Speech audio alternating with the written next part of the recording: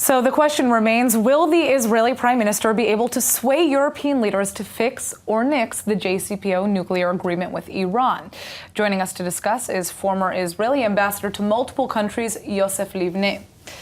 Well, how is this going to play out?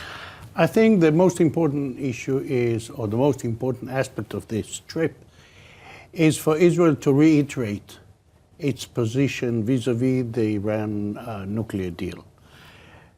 As you said, we may not know if Europeans are going to be swayed, convinced to walk away.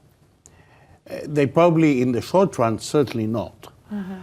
But I think that we have to keep hammering in our position, the concerns that we have.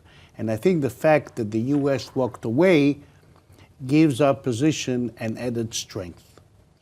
Now, Netanyahu is scheduled to meet with German Chancellor Angela Merkel first, and recently German intelligence reports show that Iran continued to undertake efforts to obtain goods and know-how to be used for the development of weapons of mass destruction and to optimize corresponding missile delivery systems.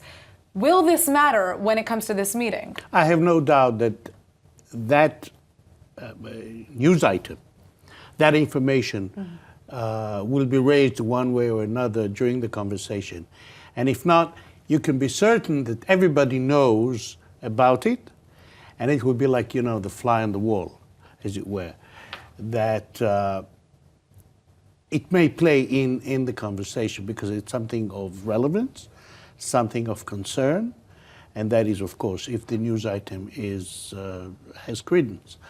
So I have no doubt that the issue of Iranian weapons and the different programs that they have will be raised with the Prime Minister, and if that information will be included in his presentation and in his remarks. Well, before leaving for Europe, Netanyahu also released a video on his Twitter addressing actually Iranian citizens. Do you think Western powers are considering a regime change in Iran at this point? I don't know. I don't know if it is something that can happen. I don't know if it's something that is feasible within the foreseeable future.